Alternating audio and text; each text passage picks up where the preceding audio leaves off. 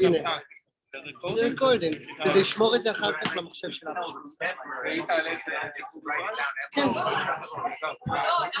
נראה לי זה התחיל.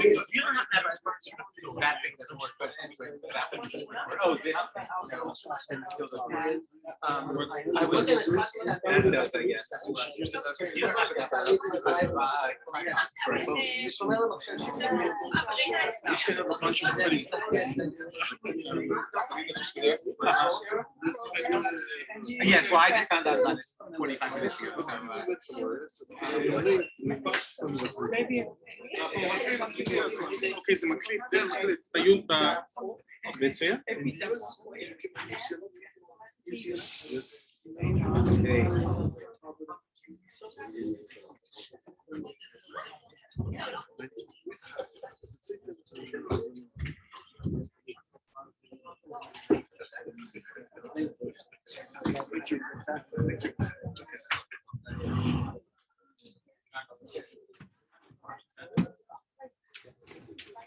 Welcome to everyone. We're delighted to see you and delighted that you're going to have the chance to see Emmanuel.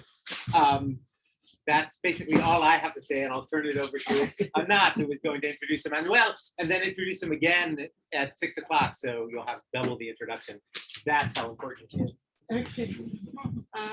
So I'll see because the Zoom is recording us, documenting this important event.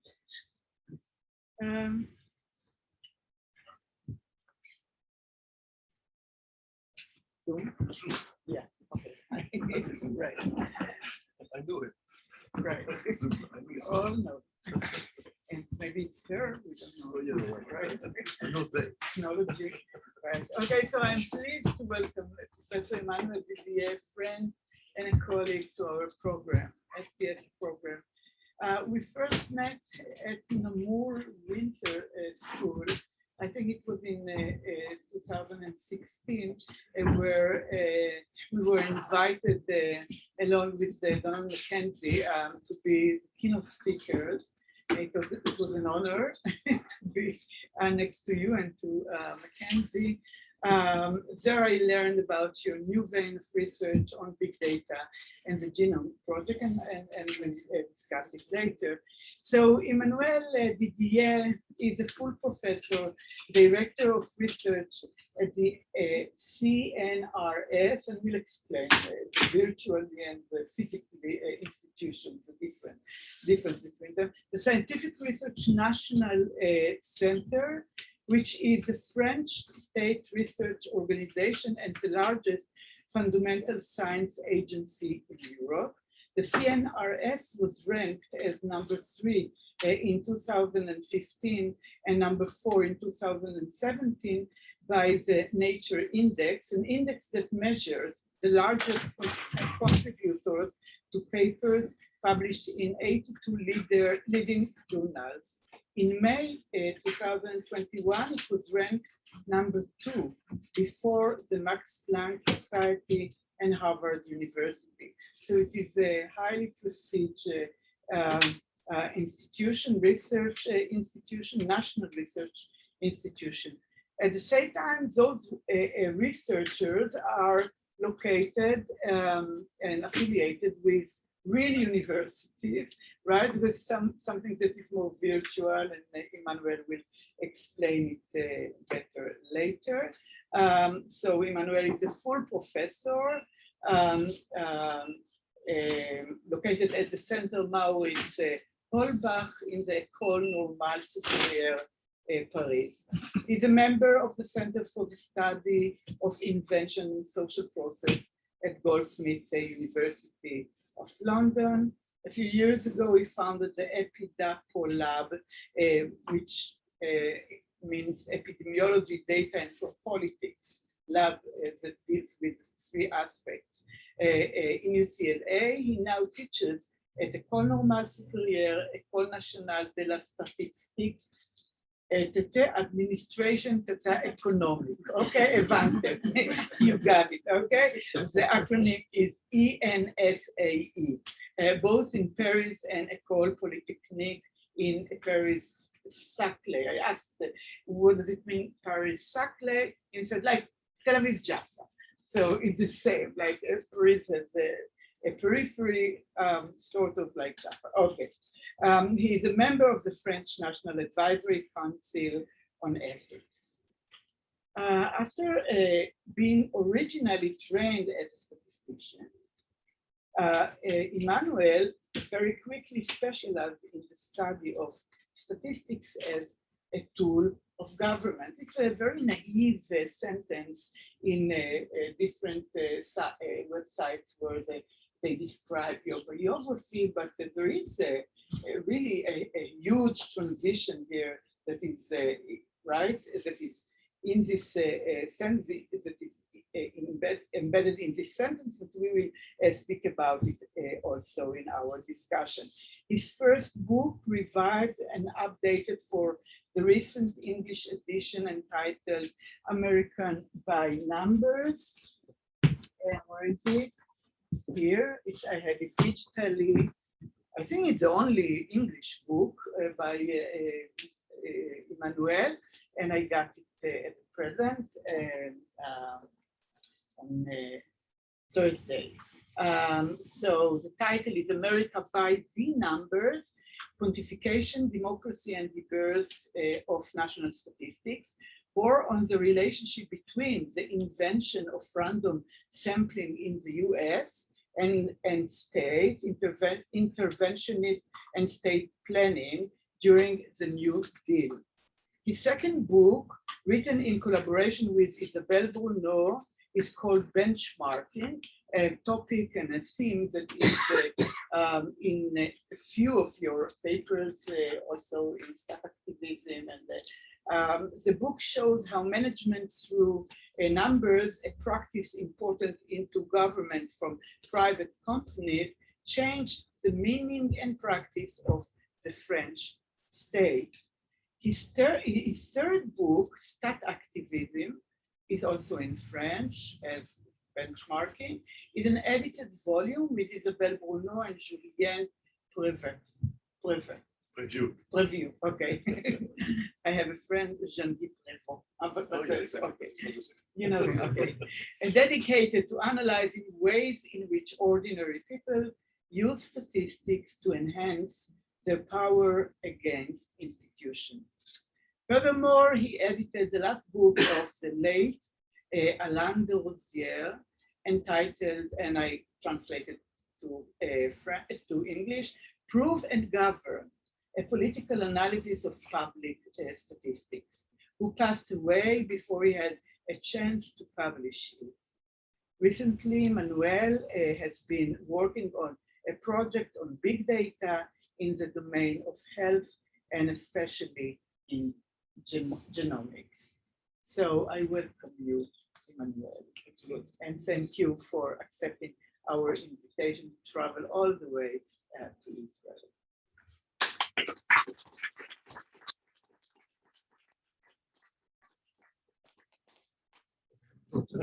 We can't tell. Yeah. Okay, so let's have a free conversation about what makes Emmanuel Didier tick. This is the title of in the next 30 minutes or so, I will interview you and we will have a free discussion, and then we'll take questions from the audience. Some students prepared questions in advance, and this is very nice, based on specific readings that they were doing toward your visit. So, as I mentioned earlier in my introduction, on several websites there is this very, it seemed like naive sentence, originally trained as a statistician, Emmanuel Didier very soon specialized in the study of statistics as a tool of government. Your transition from one discipline, statistics, to the other looks very smooth, but we know that those who have studied statistics have not necessarily dealt with a sociological perspective on or political sociology, historical sociology on the government. How did this transition happen? So thanks a lot, Anat, for this introduction. Very nice introduction, and very long and very thoughtful. Thanks a lot for inviting me. I'm super happy to be here. As I said to Anat, it's my very first trip to Israel. I'm super happy to try to understand a little bit the complexities of this country, I have to say. So thanks a lot. Second, so how the transition did happen, I can tell you it's very clear in my mind. I was prepared to be a statistician and an engineer, so I was doing lots of mathematics, etc. And then when you study statistics, very often you study economics at the same time. And I remember very well the class when they said, well, as you know, actors optimize their function utility. You know this sentence? Actors optimize their function utility. And I was like, well, I don't think I've optimized my function of utility. I'm not sure this is what I do in current life. And instead of, so in this case, it's very interesting because it creates sort of a gap between your knowledge and yourself, and it helps you becoming a little bit critic on this economic knowledge. And so I thought, how can I, at the same time, benefit from all this knowledge that I'm going to learn in the School of Statistics, and be critical at the same time. And the question was, then in this case, the question is where this sentence come from, how they created this sentence, what is the effect of the sentence, why do they need this sentence to do economics? So you see the point. And so slowly I was like in looking for a way to have distance towards statistics, not necessarily going against it, but gaining more distance about it. And it happened that in France, there is a whole bunch of people working on this question. In fact, there was when I was, so it was in the 90s more or less. And you mentioned Alain de Rosière, but there are many names. Alain de Rosière was in this group. I'm mentioning names, you tell me if you know them. Luc Boltanski, a very important sociologist. Bruno Latour was close to them. As you know, Paris is a very small city. So all the names I'm mentioning, they all have dinner together, they know each other, etc. And so Bruno Latour was also critic. Laurent Thévenot, you know this guy, much more, you see. And so I happened to discover all their works. Michel Canon was there, absolutely. I was less close to him, but he was there, absolutely, very important. And so I discovered all this work, and I immediately felt at home there. And so I first met Luc Boltanski, who had written a book about specific, it's called in French, les cadres. It's difficult to translate because it's a super French concept, but it's a kind of workers which are it's people who are not exactly independent, but they are governing within the company, but they're not the head. They are in the middle, in a sense. Okay, so with the range managers. Managers, more or less, yes, it's managers. So he wrote a story of the managers, and he showed how this is very interesting. This word, les cadres, it has a history, and in fact, it's a category that has been created because of their political intervention. They wanted to create a category to defend themselves, you see. And so it was very interesting to me. It was the proof that statistics was itself the produce of a political engagement. We cannot produce statistics without people fighting to have the categories that allows to count, you see. So I was very interested by this. So I wrote a long letter to Luc Boltanski, like a small guy, saying, "Hey, dear professor, I love you, I love your work. May I please work with you?" And then I received a phone call saying, "Yes." So I was super happy. And then he introduced me to Latour. So I began to work. And Latour was powerful already at the time, and succeeded in sending me to Harvard, where I could write my PhD, thanks to someone you all know, next to someone you all know. And my PhD was about the history of invention of representativity. Representativity is a super interesting word because representativity, as you know, sample is representative, but public body is also representative. You have representatives elected to the Knesset, for example. So it's a very ambiguous word. It's at the same time political and statistical. So this is how we began. Maybe it's an answer. Yeah, it does, but it doesn't tell the story about dogs category. You were fascinated by the category in the book of this social psychologist. Yes, and then another question I have someone that did about gossip, but in a minute. But then a more specific question about the cadre.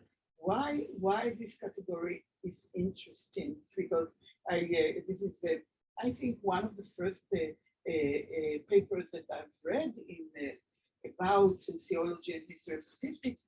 And this is Alain de Rosier's, I think, one of how to make things which hold together social science, statistics, and the state. And here he also speaks about cadre, the category, how it was consolidated. And I think Bourdieu, in his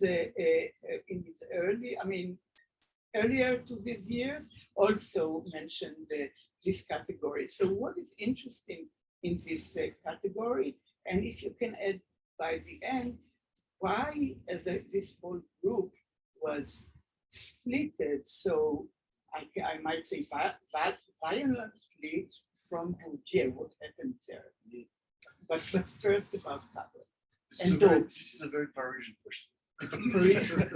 No, because we were who fights with whom.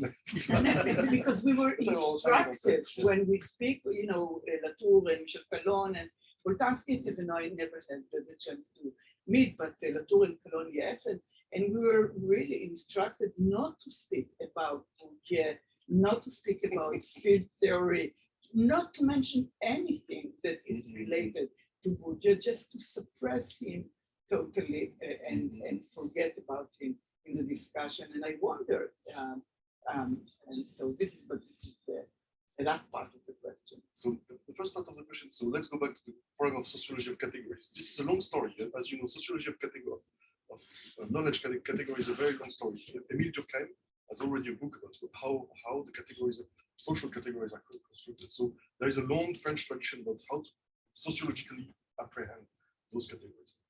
And so one of the points of Boltanski with the cadre was that he was reading also social cognitivists, and a woman, her name is Eleonore Roche, and she made very interesting experiments. So she took people like that randomly, and she showed images of dogs. But you have like, I'm sorry, in English I'm very bad with dog names, but so you had those.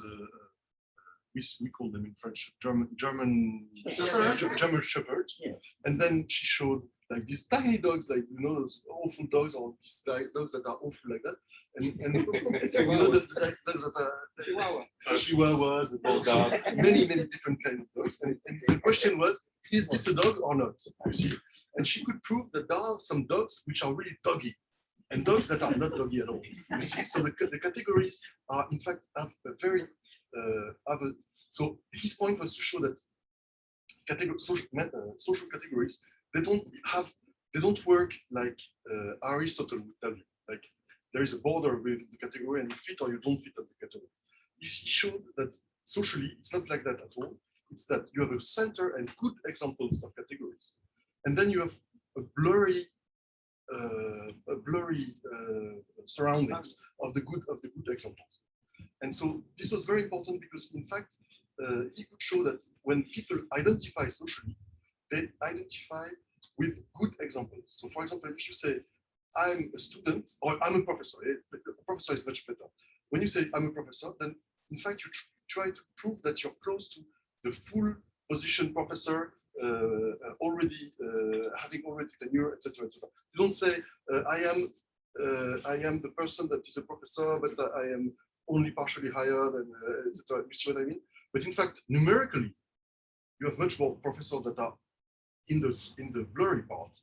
The good examples are minimal. Okay, and so he wanted to use this, and he showed that this was in fact implicitly known by actors, and when they tried politically to build a category, they used this social structure of the categories. So he could show. I hope I'm being clear. He could take two very different arguments, political arguments and cognitive arguments and put them together to show how it works in society. So this for me was super interesting. It didn't mean that you had to get rid of all the science that you are producing. It's always the same thing. You don't want to get rid of the science. You want to see that science is always mixed with politics. And this was the point. And Bourdieu was himself a student of, so Boltanski was himself a student of Pierre Bourdieu, which was the case also of Alain de Rosière, Laurent Thévenot, etc. It was not the case of Bruno Latour and Michel Caron. They were not students of Bourdieu, but the other group was students of Bourdieu. And they had a fight on a very important question. The young said, but you are producing critical sociology. So your sociology helps actors show that society is unjust, to put it very clearly. Okay? Society is unjust. Okay, your sociology is a tool to help actors show that society is unjust. But what you are doing as a sociologist is in the end of the social actors. They have tools to prove that to be critical themselves. Exactly as I just said, I was critical when I entered my statistical school. You see what I mean? Being an actor, you're able to say, I want to be critical. Okay? And so it's a problem of reflexivity. Bourdieu was not reflexive enough for them. They said, we want to be reflexive in the sense that we want to do a sociology of critique, of the critics' skills of the actors, not to produce a sociology that is itself critique. Am I being clear? It's really a switch in the level of some. It's totally new to me, by the way. Really? Yeah, sociology of critique. Sociology right. of critique. So rather than be critical sociology, because now people that are outside of sociology say critical sociology, because critical sociology in Israel is many times very conservative sociology and very so they don't really do a critical sociology, but they are I mean they are called, they are titled as critical sociologists, but to do sociology of critics is something that is new. So this is exactly what happened in the 90s in France. It was the idea to produce a sociology of critique. So the idea was exactly this. You take the actors as critical. And so, for example, they began studying, and this is how they met with Latour. They began studying controversies. Controversies are exactly the moments where people are critical. So when you enter a controversy, someone tells you something and you criticize the person. And so the problem is how to do a sociology of these events when people are just criticizing each other. And so at that point, Boltanski and Thévenot thought, and Latour is here. Latour has been doing this with Bloor and sort of the story of STS. Strong program was so, and so this is how they mixed. Well, they mixed. So again, this was Paris. So in Paris, you mix, but at the same time, you hate each other, but they still work a lot together. Okay? But they literally hate each other. No, right? they literally love each other. I can Really? Yeah. No, Bourdieu had thought. No, Bourdieu felt he was betrayed by the young.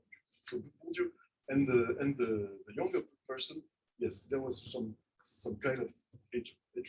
But the between the group of the sociology of critique and the STS group, so Latour and Boltanski, they really love themselves. I mean, I won't go into the details, but they have really personal bonds, and they have very often deal together. I said something, I made a mistake, no? No, the use of love and hate. Oh, I'm sorry. So, in the academic context. Yeah. Well, it's very important because in Paris, this is the way it works. In Paris, you really bump into people very small. So you bump into people, and you have to deal with these guys. So it's really a day-to-day. It's neighbors. Everybody's our neighbors. So we are into this kind of relationship because it's so small. So yes.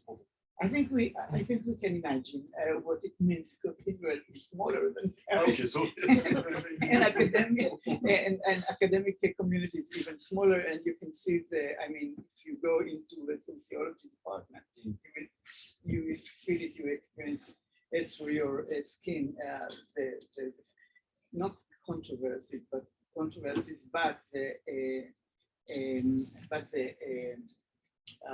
yeah, there are two different rivals. There are two different quantitative and the qualitative sociology, for example. Let me stop you on this. All the point is precisely to get rid of this opposition.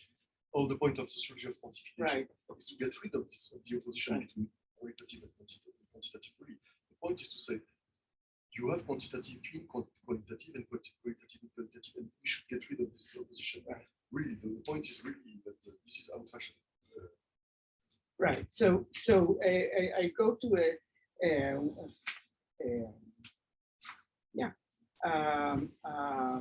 fifth or sixth question, which is exactly about this. It seems, and I refer to Piketty quotation motto that you put in Statactivism. I think, yeah. He said. In a paper published in 2014 with Isabelle Bruno and Tommaso Vitale, right? Yeah. Tommaso Vitale. Okay, he's Italian. Yeah. Yeah. To be sure, this is Piketty, Thomas. Okay. To be sure, the principle of specialization is sound and surely makes it legitimate for some scholars to do research that does not depend on statistical series.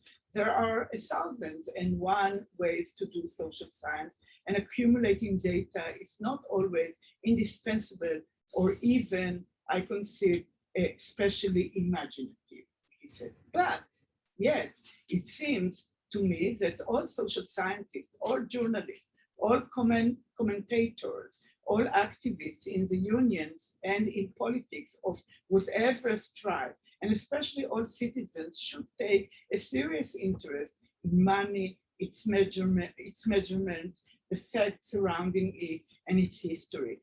Those who have a lot of it, money, and never fail to defend their interests, refusing to deal with numbers, rarely serve the interest of the least well off. So following this quotation, and we can speak about it a lot, right? And in relation to Statactivism and why using numbers in some countries is something that is not accepted, and in other countries is being used intensively, like in the US. But I want to ask about the disciplines. I mean, if you look at history, anthropology, part of sociology, of culture sociology, of political sociology, ethnic and racial studies in sociology, they all don't use numbers, and definitely not in critical studies, like gender, cultural studies, STS, science studies, ethnic studies, so on and so forth. They are not only practically not using numbers, they are ideologically removed from the use of numbers in their intellectual work. And why did it happen? I mean, well, you know what? I would contest this. I am sure that, yeah, I am sure that you take any paper, and you read it carefully, and you will see numbers. I mean, people count things always, even the most well. So you might find exceptions, but I mean, overall, when you find any paper, then you see that people have to count things because numbering is absolutely natural. And so, if you go into the disciplines, you don't have to be a core statistician to, for example, to count things. Again, I insist on this one. In fact, the difference between qualitative and quantitative sociology, in fact, was created mainly to produce jobs for the generation of my fathers, so those who made the revolution in '68, you know, then there were plenty of sociologists and they needed a position in the university. And so I made the story of it. I wrote a paper, so I'm talking science, yes. And they created positions so that they could be hired by the university. And the idea was to create qualitative sociology. This is very late. The term qualitative sociology appears as a term, qualitative sociology, only in the 70s. But in France? No, in the US. In the US. Oh, okay. But if you go back to the Chicago School, for example, they counted a lot. If you go back to their actual work, they did for example, they used the student to pass over questionnaires, and they did so countings like, but it's not professional counting. But very often you need to count small things and little things, and I'm sure if we discuss all of your topics, I could identify moments where you have to count. And so the point is precisely this: to get rid of this idea that if you count, then you have to be a good statistician. It is not true. Sometimes it's very useful to count, and you just use it naturally. And this is the point. And but the point of Statactivism is not exactly this. The point of Statactivism is different. Is that the sociology of quantification is very often used first and foremost to attack the power, those who have the power. And so, for example, just gave me, without noticing it, a very good example. These rankings, nature ranking of the best research institutions. Okay, the reflex of someone like me is like, I'd like to see how they produce this ranking, and I'd like to know more about it. And I'd like to know why they produce this kind of thing. You see what I mean? So what we are used to do is always to see that in numbers there is power, and the power is in the hand of the powerful. That's what Pikachu says. But so once you've said that, you say, well, everybody can count and everybody can use number, which means everybody can take this power for themselves and begin to fight the authority thanks to numbers. You see? So you can reverse the function of power. You can say, well, there is power input number. Let me take this power. And so let me give you an example. I don't know about Israel enough, so I can't give an Israeli example.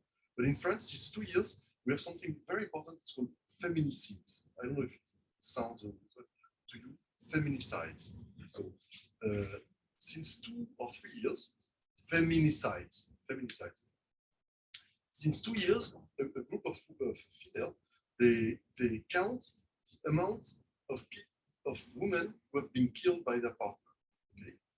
And in France, which is the country of love, as you know, this formerly was called love catastrophe. I don't know how to formulate it, but it was called love something. Okay?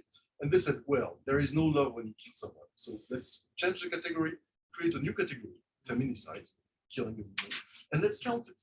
And this is going to be a real problem. And then people and political power will act for this problem. See? And this is exactly the kind of Statactivist point. You see, you're weak, you're being weak, you're being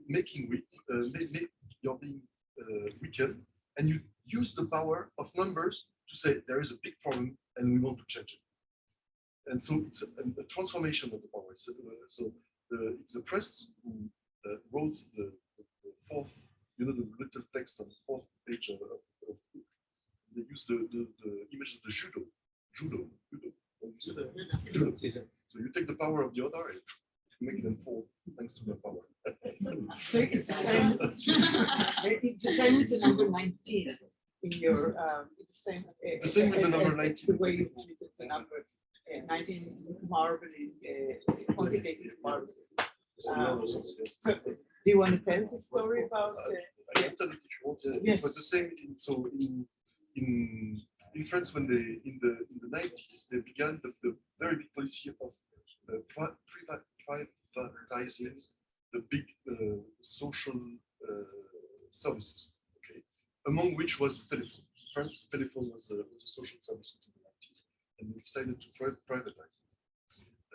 But the fact is that to privatize it, they had to switch the contracts of the workers as civil servants to private employees, and they lost a lot in the translation. So lots of people were fighting against it, but the management was very strong to force them into the switch. Okay? And the unions, they had a very sad but very efficient idea. They counted, you know what, suicide committed on the workplace. So they said, all of a sudden, there are more and more suicide on the workplace. And there is a psychological theory. It's a theory. If you suicide on your workplace, it means often that you are very unhappy because of your work, not only because of your family or your personal situation. So they began to count it and said, then they published this number. The journalists were super interested in this, and they published this year 19% committed suicide within the company. And this made a very big fuss. Let's not make it too long, but finally they changed the management theories thanks to this 19 number. So again, my argument is to say that this 19, this very tiny 19, it's a number, it changed the whole French policy. It changed France in a sense. Because with 19, you change the way French is being privatized. So there is a lot of power in numbers when you know how to use it. So it's very important to put it other ways. Very often people tell me, well, sociology of quantification, I mean, it's second, it's a mean, it's not a very important problem, etc. My argument is to say, you think it's not important, but hey, beware, it can be super important and really a real source of power. So this is what I Great. You once quoted the Rosier, who said to quantify is to invent a convention and then to measure. And it seems that in your last paper, but correct me if I'm wrong, it seems that in your last paper on quantitative modeling, you in fact would like to open the perspective and not to accept this top-down perspective that the Rosier held. So the last paper, the title is Quantitative Modeling, New Conceptual Tools for the Socio-history of Quantification. You argue that statistics, numbers and methods find different ways to be influential. You call it marbling veins. I love the metaphor, right? And these are data veins produced by governments, those produced by social activists, and lastly, often contesting the former, and lastly, those produced by non-governmental global networks. So you describe in this paper these three mechanisms or location or where the marbling vein is happening, and if you can elaborate on that. So I propose this idea of marbling because of the image of marble. You know what marble is? Marble is a rock, and in marbles it's specific because you have marbling veins, marbling veins. So in a sense, we can imagine that society is such a rock, and that the numbers travel within the society exactly producing this kind of veins. So this is the point, first point. Second point, there are more and more numbers nowadays. I don't know if you agree with this sentence, but you can read it very well.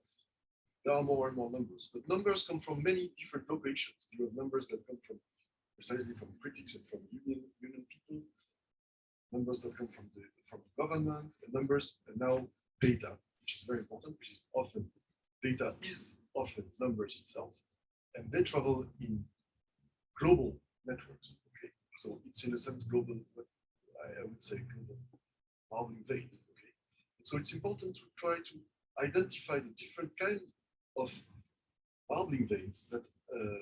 So it means kind of networks that the numbers use to understand the specific power that they exert, the specific power that they have. And so this is the proposition of this paper. We can discuss it. Describe it more. Yeah, And also, what I've noticed like in the last, I only noticed it in the last month, okay, when I prepared myself for your visit. But I read many papers until now that French, most of them are French. I mean, people that your network of, right? I don't know if Patrick Simon is French, but it's right on okay, so what I've noticed is that the conceptualization of quantification is emerging in the last few years, when before, I mean, we have this seminal book by Ted Porter, Trust Numbers, that is being cited by everyone, right? And it's like, what? Just listen. Just right, but it is an obligatory passage point, okay, and he explains things very clearly, and okay, and it's very innovative, this book. But since 1995, the literature is on, but correct me if I'm wrong, the literature on history of statistics and the social history of statistics is about cases, is more about cases or about a particular phenomenon, and not maybe Wendy Escalante and Bruce, I think it was with Bruce Parentis, that she wrote about commensuration, right? Consumeration, this I mixed between the word, commensuration, and then she gave some kind of a conceptual description of translating things or events into numbers, but it seems that in the last few years there is more and more literature on that topic, and it is not by accident or by chance that you just founded the Society for Social Studies of Quantification, which why current Société could have a social studies of finance, and we didn't have, even though we were doing research on quantification, and now there is a home for this type of which wasn't in the past. Is it right? Yes, it is true. This is something that ticks me, I don't know where else specifically with Itamar. But the point is that indeed, I think that quantification is now, first of all, I don't think that everybody seems to notice that quantification is more and more to the front. I mean, in the press, you have lots of the conversation about quantification. Nowadays in France, for example, we are preparing elections. There is one paper about polling methodology in Le Monde every day. I mean, every day you have a debate about polling. And we have debates about quantification absolutely always. And so I'm not the only person aware, and lots of people begin to work on quantification because people understand that it is a public problem. So it's really now spreading, at least in France and in the US, I know, I don't know this well, but it's the same. Political scientists are working on quantification. Anthropologists are working on quantification, sociologists, historians, etc. So there are more and more works on this, indeed. And the problem of this flourishing, which is super great, is that at one point you need to create something that help people gather together. Otherwise, the energy is lost in a sense. You see, you have to organize things. And so I thought it's not super exciting because you're not writing a paper and you're not proposing a new idea. Something must be done to organize this thing. And there is a moment when society is right to create an institution. So this is what I'm trying to do now slowly, very slowly. And it's complicated to do it because creating an institution, first of all, you're immediately accused to take the power for yourself, to act as a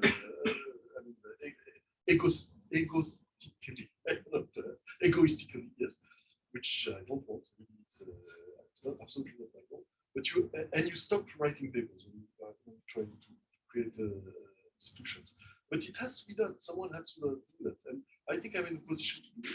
So, in a sense, I think it's the moment to do it. So, I spend lots of energy nowadays to create this kind of institution. First. Second,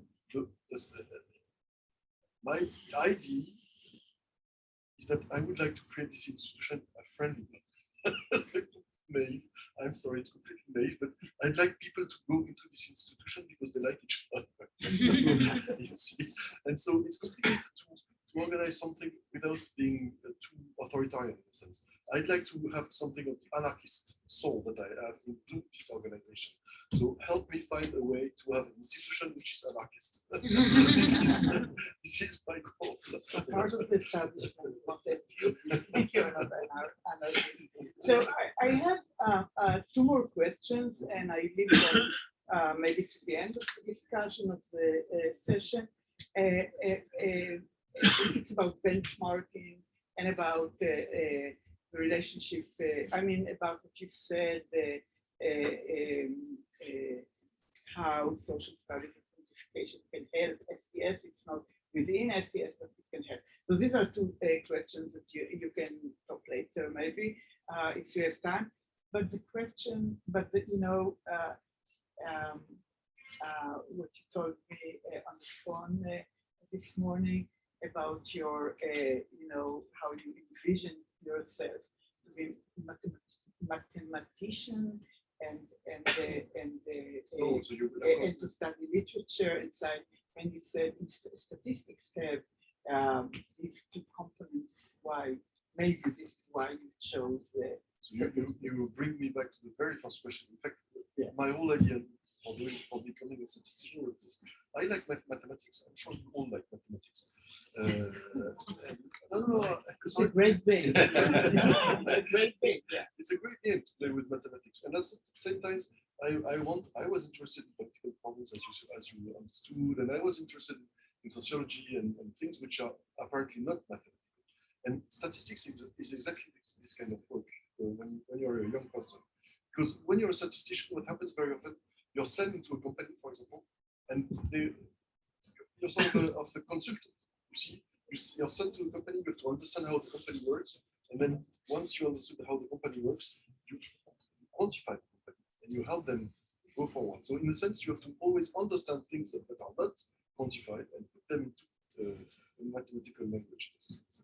And so this is why I like statistics, and this is why I went there. And I think this is something that could be said to all your students, even the historians or the sociologists, etc. Statistics is something that helps you understand in another way. In a sense, it's not frightening. It's something that is superior.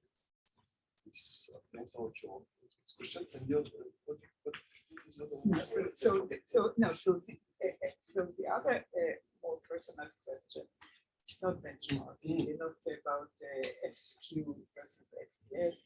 You study. I mean, you were working under Lufthansa was already big, known, and then Bruno Latour didn't reply my mail. Maybe I'll have it for dinner. Bruno Latour was your PhD advisor. And how is it to work with not only how is it to work with Bruno, but how is it to work with such huge figure? So first of all, Bruno Latour is a super good PhD advisor, I have to say. So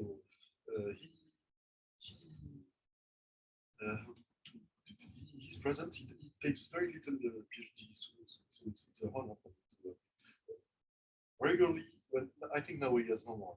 Just too old, but when he was active, he had never more than 2 or 3 PhD students at the same time. So you see, so he was really present, and he has lots of super creative, as much creative,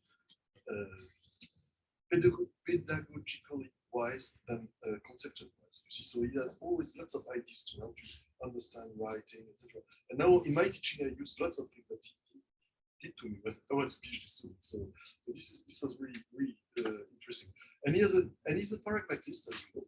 And so he has a sentence which is, a good PhD is a finished PhD.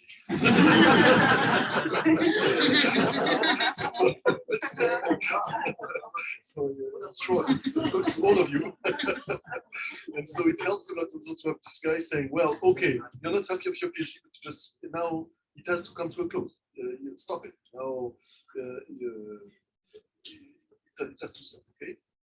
So this was really interesting. So at that time, it was a little bit, the relationship between him and me was a bit harder because I wanted to continue to make it better. And he said, no, you just finish it. So at that time, it was more complicated. But otherwise, I must say that he's a real PhD advisor. Then, as I told you, they are friends with Boltanski. And Boltanski is the one that I first met, and Boltanski sent me to that one. And I remember at lunch, he said, I have no money for your PhD, so I will send you to that one because he has money. But I want you to swear to me that you will remain true to me. So I said I did. And so, and then at that time, they had an argument, a theoretical argument on yes, on the meaning. I won't go into this argument, but the meaning. Boltanski had proposed something which called like commune humanité. Human, I don't know how to translate it. Common human? Common human. Well, they had it. So Boltanski came up with this, and Latour was completely opposed to it.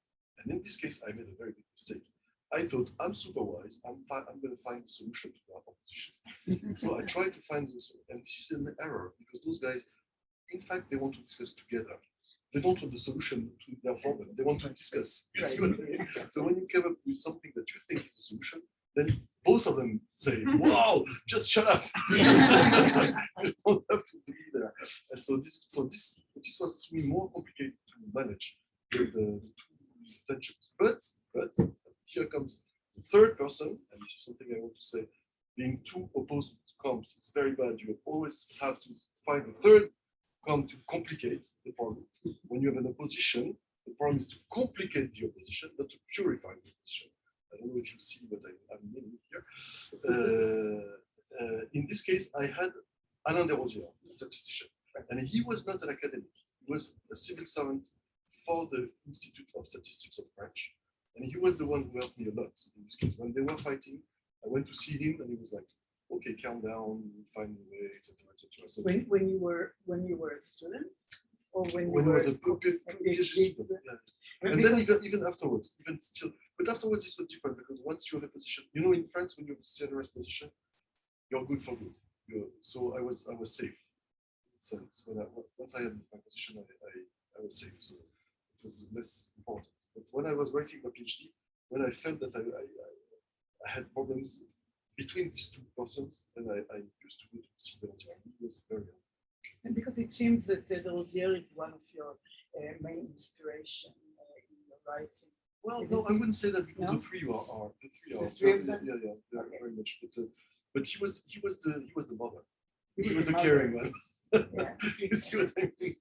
Yeah. I can say he's beloved by also by Ted Porter, and I mean he's mentioned a lot.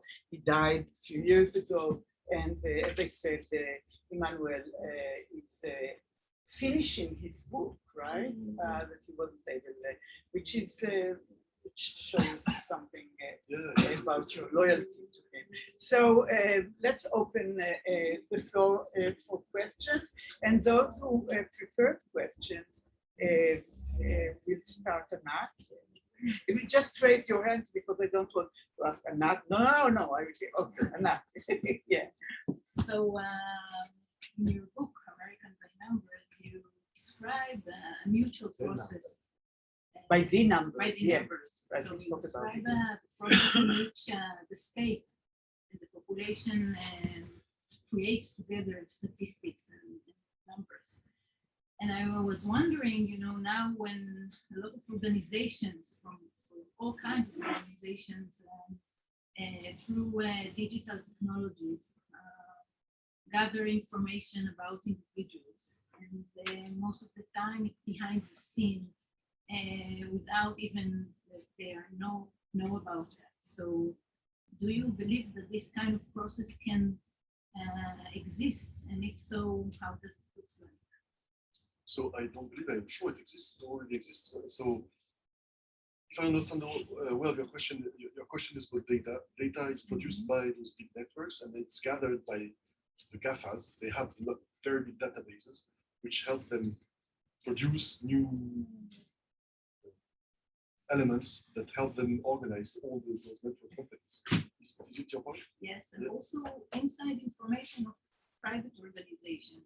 Oh yes, for example, your bank has information about you, your insurance Exactly. company has information about you. Yeah. And so this is very interesting because it's a new kind of quantification in a way. So the whole point is that we don't have all the history to control this. I mean, when this information was produced mainly by the state, there is a long history of how to control the power of the state from within the state. Okay? And now we don't have all this history for the big data corporations. But there are lots of activists on this precisely. And so I'm not sure there is a definite answer to this point, but at the moment there is a lot of exploration. You see, so let me give you a couple of examples that I thought were quite funny.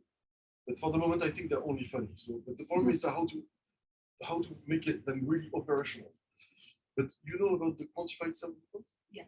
Yes. So, for example, this is very funny. Initially, the history of quantified self was okay. They gather information about us, and they will sell it and make money thanks to our information. Let's gather the information together and see what we do with this information ourselves.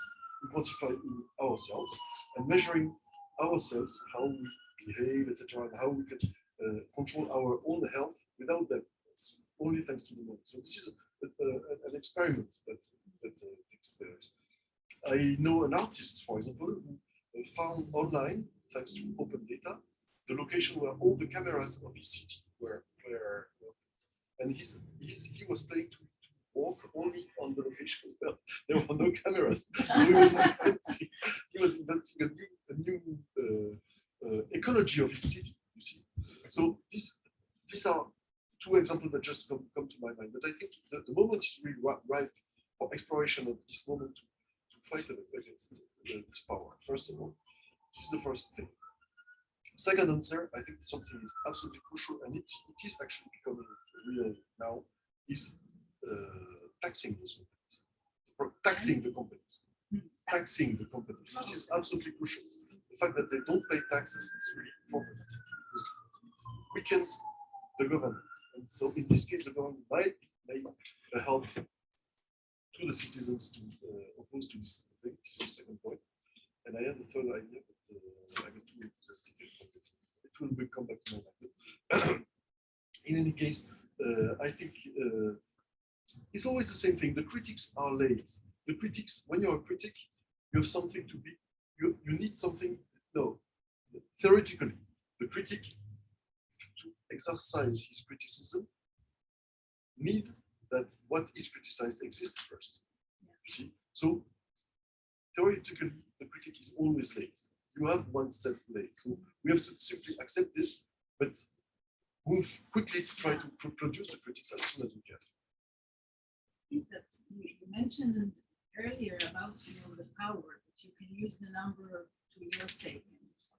But now, when the numbers is everywhere, you also mentioned that. I think it's much harder to do that because it's everywhere. It's not something that is being concentrated in one place. So, it's everywhere, every organization, everywhere you go. So I think it's very hard for the individual to get together and to use this power or build this power against something. I think on this point, I agree with you. Individuals are always weak. Individuals are always weak. The problem is also to create social organizations with the social numbers. This is absolutely clear. You cannot, numbers are not by themselves. This is all the cases that you mentioned. All the cases, stories about the power of quantification prove that you have to organize socially around them or with the numbers or according to the numbers. So if you rely only on this epistemic tool, then you're weak. You have to organize more of this.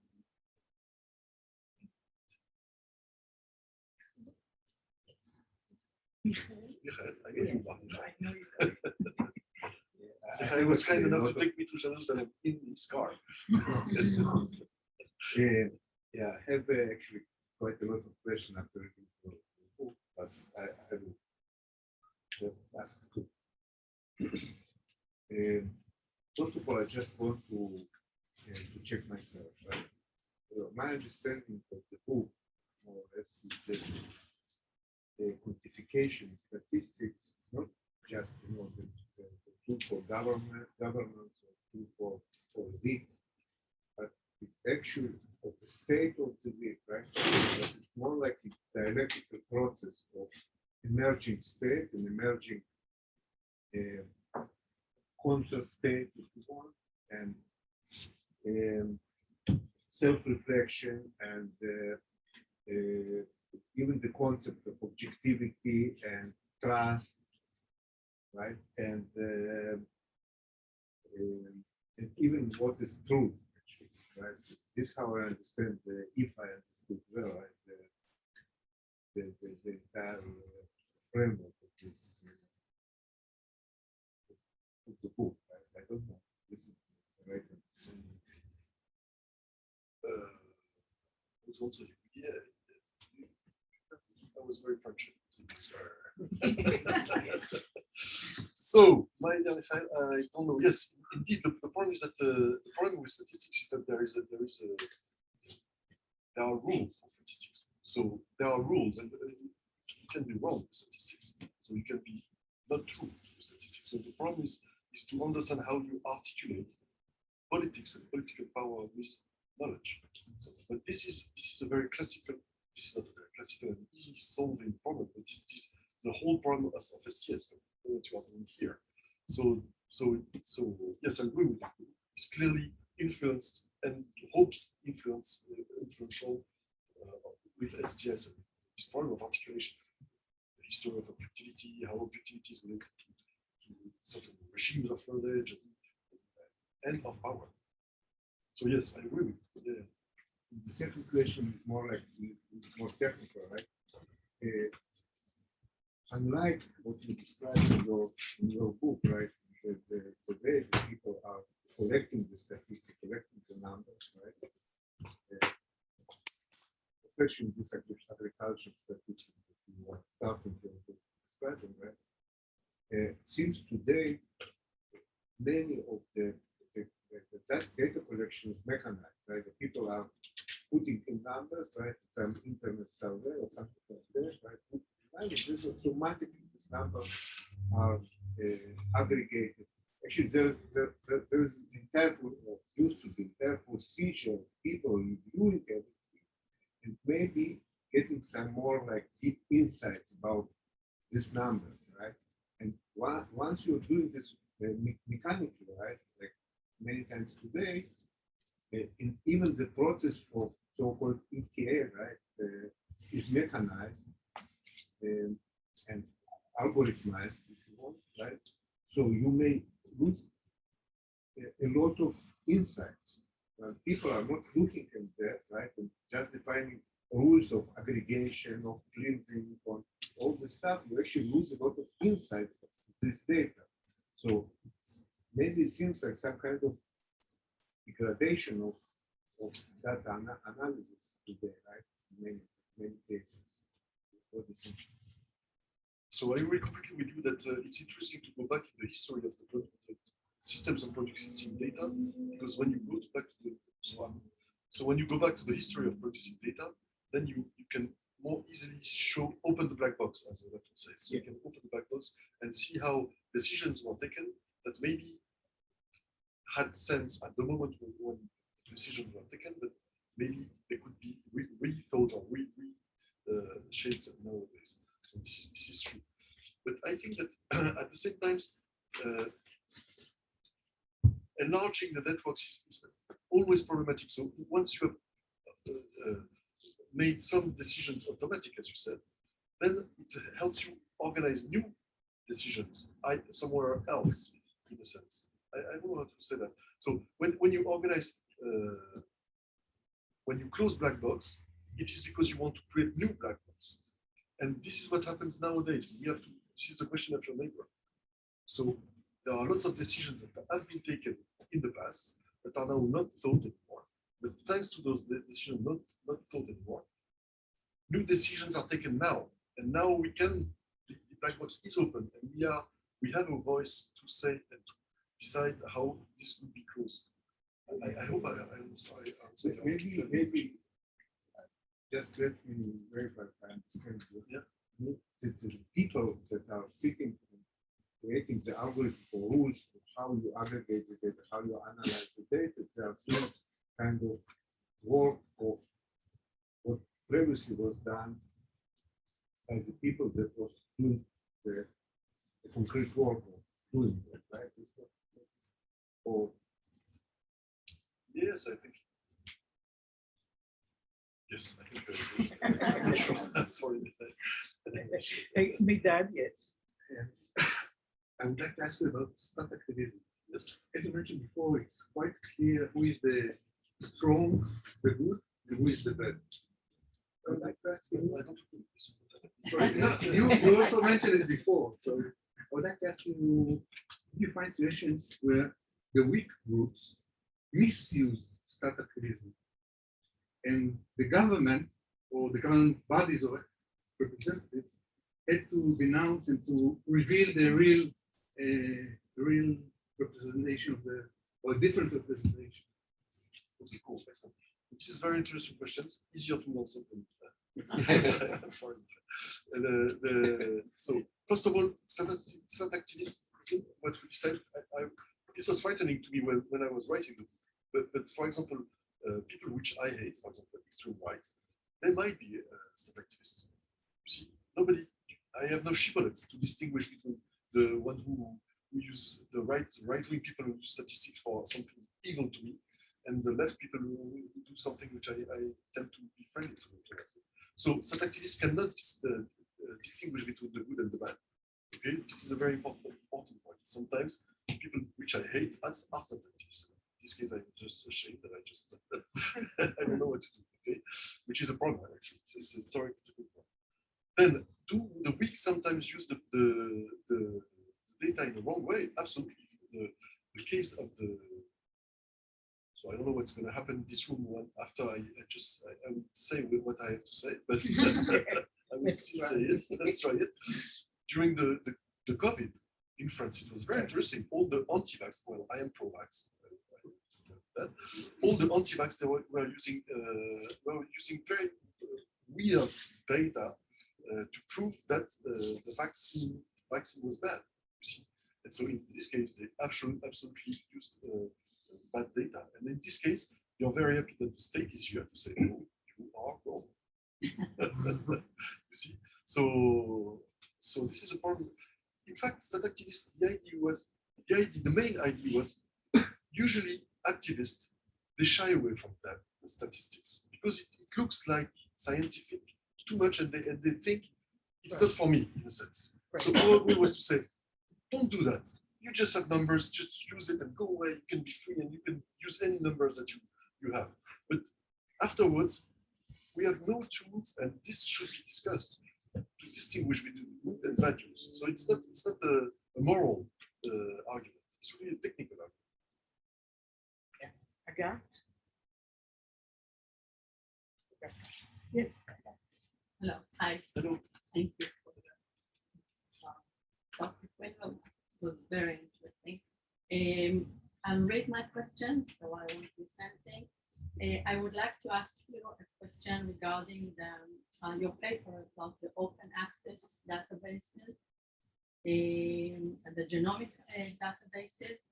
Your main argument in that paper was that the CleanVar, the database, is reorganize the relationships between the state science and industry. And I think that the main argument is about how Illumina contribute its database to CleanVar and that indirectly receive many benefits from that. Absolutely. So my question is related to my work, which deals with Israel and personalized medicine and databases. And what happens in Israel is, as we all know, is a very small country with limited resources, and the industry is usually facing outward to global markets. whereas Illumina is facing inwards states and the local markets, I believe most the local markets, as you mentioned in this paper, which keeps the states strong and a leader in all the genomic fields. So if you have any ideas about how to look at this kind of field when there's really limited resources and maybe the industry is not quite as the same actor as like in the States, as Illumina, such a big and powerful country as the States. So thanks for this question. It's a very important question. It answers again your question. So the paper was about, I don't know how much you're aware of this, but in genomics is the fact that now you can sequence the whole genome. You can have exactly every single letter of your genome written on a very long book. So, and there is one main company that produces the machines to do the sequencing. It's called Illumina. It's American. It's in San Diego. Really? Yeah, it's in San Diego. So I went there to do some field work in Illumina, etc. And something, while I was in the US, something very weird to me happened, is that Illumina gave for free to the NIH its whole database of sequences. So I was like, I thought data was the money. So how come they can keep for free all this data to the government? I was really struck by this. And in fact, if you do a little bit of ethnography, it's very easy to understand that in fact they are both working for the same interest, which is American imperialism on genetics. The government helps the companies to install an imperialism on genomics. You see, and so you have, in fact, you can understand very easily that there is a mix of interest between researchers, the companies, and the government. So that now everybody, when you are a genomic researcher, you have to go through the US. Okay. So to your answer, I think your question is super hard because precisely the goal is to have no opposition to this. You see, so the American policy is precisely to destroy every opposition to it. So in this case, I think we social scientists, our main tool is fieldwork, which is you won't find it by yourself, the solution. You have to trust the people who are spending their whole life to find this situation. And you will do a fieldwork where they are, and they will help you find solutions to oppose this kind of thing. You see what I mean? So it's a reflexive argument. You have to say, well, let's be humble. I won't find it. I'm a big researcher, but I won't find it by myself. I'm alone. Let's find those people who really think about it and they're a group and they're working and see how they find solutions to redistribute the cards in a sense. And once you have seen, for example, in the press, etc., then you do a field work. Go and call them. I'm interested by your work and try to understand it well. This is an important point because we forget that very often when we do a field work, we do this field work because we like our field work. See, usually some people do field work because they want to criticize this. It's not always the case. Sometimes you have to think, well, those guys are very intelligent, very clever. I want to study them, to participate to them. So this is my answer to the question. I know it's deceiving, but it's the only one I have. There are few more, three, in fact, then. Okay, I'll take it. Idan, Jonathan, I'll read Oshra question.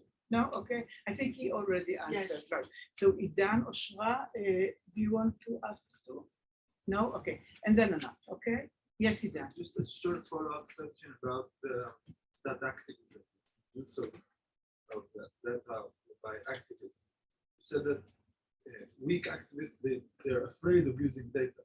But isn't it also a problem of access to data and control? Because the information age, data in statistics usually is in the hands of governments, corporations, private companies. So my question is, what kind of opportunities do you think or resources are available for the bottom-up use of statistics as resistant? So let me give you an example which I thought was super cool. So I'll tell you this. I was working with people in Rio de Janeiro. Okay, and as you know, in Rio de Janeiro, the violence is super high. I mean, there is no comparison to what happens here anymore. And the problem is that I discovered I'm naive, as it's impossible to be super naive. But when I arrived over there, they told me that what we learn in France, which is the police enters the favelas because they want to destroy the drug markets, is part of the story. It's a very small part of the story. But in fact, the way they do that is simply to kill everybody. They enter and they shoot with a gun machine, and they really kill lots of people. Okay, and so lots of people from the left are really shocked by this situation because really innocent people get trapped in this situation. And so what did they do? Simply, very simple. They create a website. It's called episode of shootings. I don't know how to put it. Episodes of shootings, and it has been created initially by journalists. And now people simply, when they hear the gunshots in the favelas, they send information, and they send as much information as they can, and then they hire. They could get a little bit of money, and they have one person who reads the press, and the press very often, the local press, they mention it, etc. You see, and so they're simply with all these very tiny tools, they are making public the fact that the police is getting into the favelas and shooting on people. So you see, this is an example. Very often, it's nowadays possible to create databases thanks to these networks, to this. And it's quite easy in a sense. You see, you don't need to be a high-level, high-ranked statistician to do this kind of things. Often, it's easier precisely if you're friends. You know, you have 2 friends, 3 friends. You're excited together, and you do it because you're doing it because you're together. You see, so the problem of access. It's true, there is a problem of access, but it's sometimes possible to control it, to go around it. Yeah. Bypass, exactly. And also the centralization of data becomes lower and lower nowadays. No, the other point is open access. Right. You know the story of open access data. It's very interesting. Open access data is in fact purely a capitalist objective. Okay, those who want the government to open their data are companies because they want to create startups which will make lots of money thanks to your data that you've given to the state. Okay, so this is the story. But to justify this open access, they insist on the fact that this is democratic, that every citizen should have access to its own database. Okay, now you've said this, let's do it. You see, let's use the data because it's open. So, right. Yeah. First of all, thank you. This has been really interesting, and I got to read works of yours over the last few days, and it was really interesting and fun. I wanted to share with you a thought that I had. We speak of quantification in terms of experts quantifying, but also lay people quantifying. And I thought of an instance in my research where it feels like there are expert scientists doing sociology of quantification. So you could call it lay sociology of quantification. Sociologists. I'm researching the beginnings of the analog and digital classification system in the 40s of computers. And one, instead of, like, there were various terms used instead of digital and analog, and for a while certain people used counting devices and measuring devices. And it seems to me like these scientists were sort of implying a sociology of quantification and how they were splitting these different machines. They were saying we can make these machines quantify and manipulate numbers and represent numbers, doing these things to them, and make them quantify and represent quantities by building the machine differently.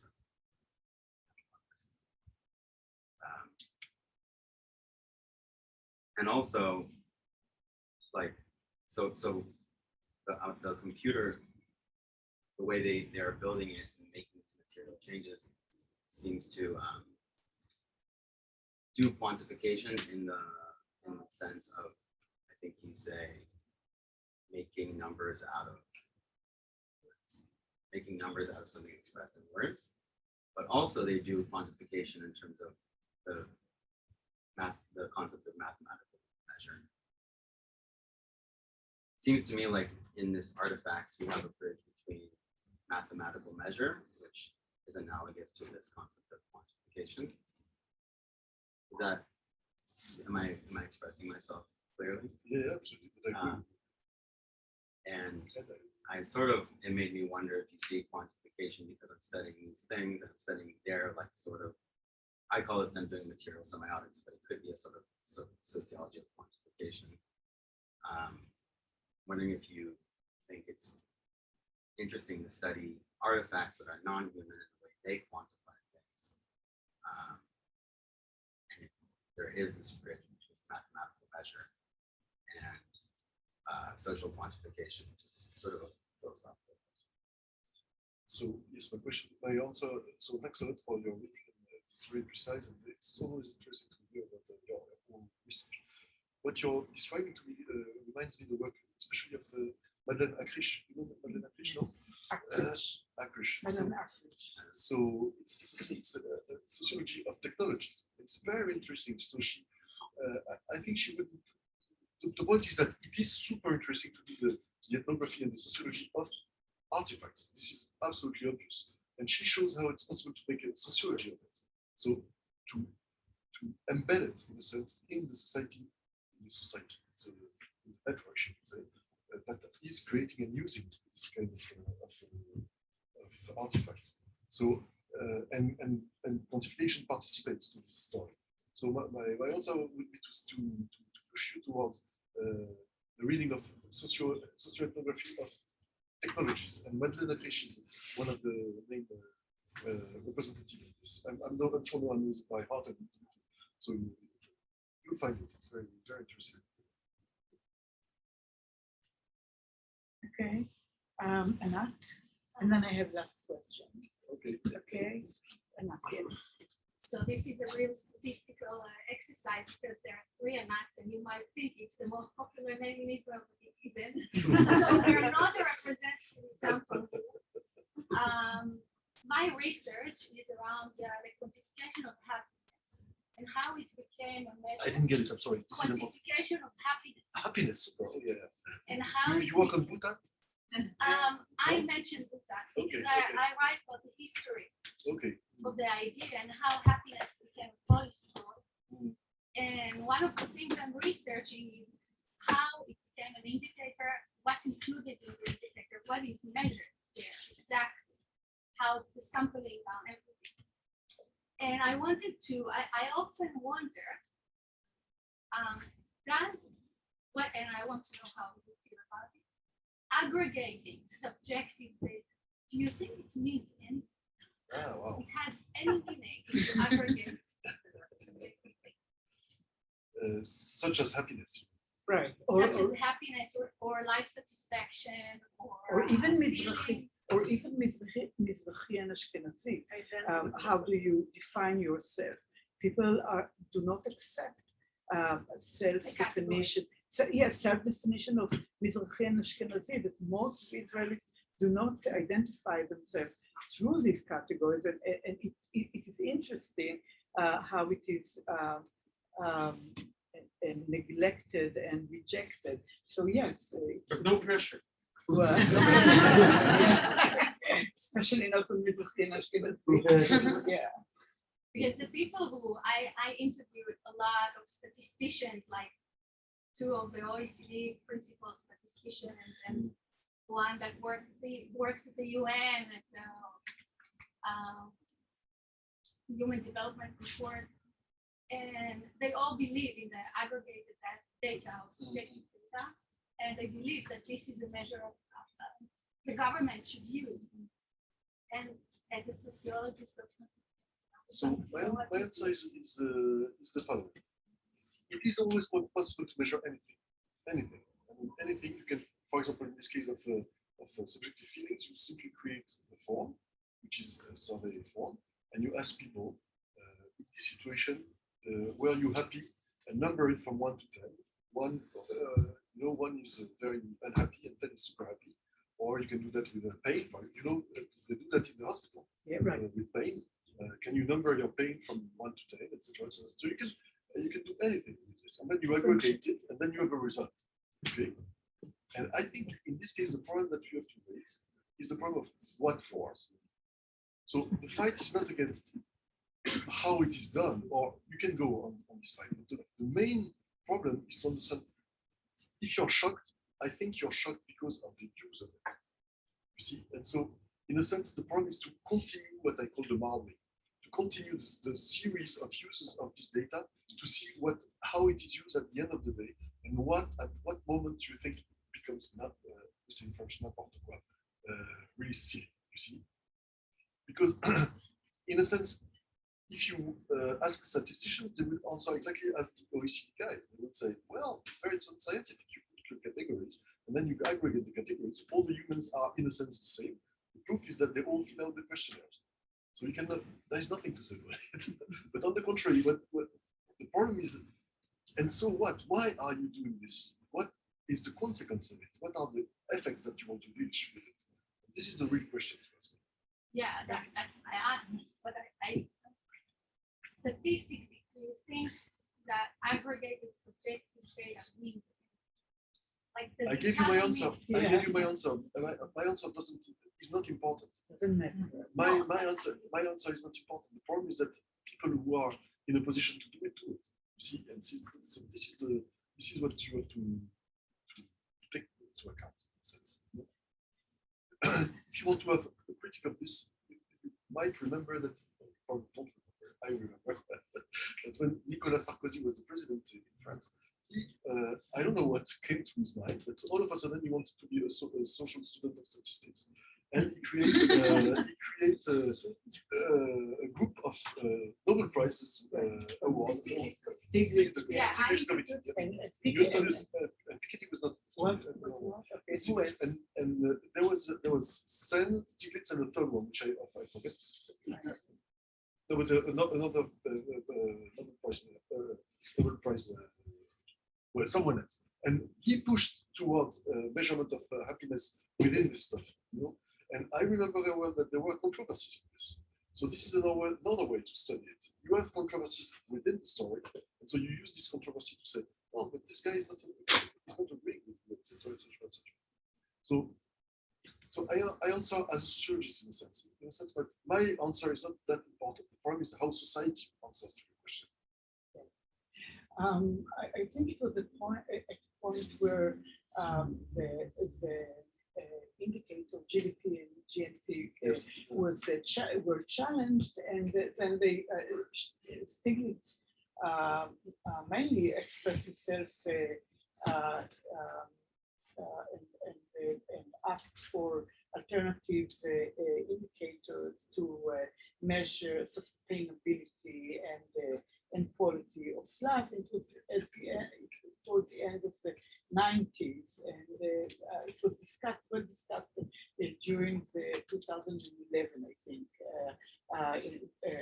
where a lot of unrest was among, across the world, like Europe, Israel, France, and elsewhere. So thank you very much, Emmanuel.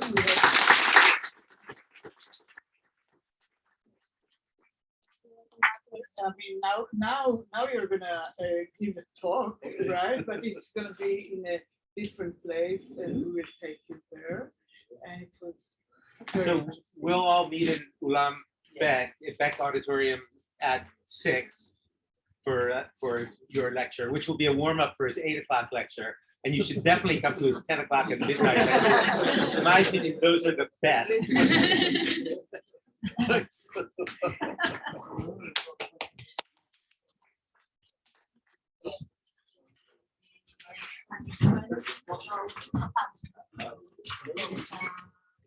Comme aujourd'hui, la propriété va dire comme l'alliance à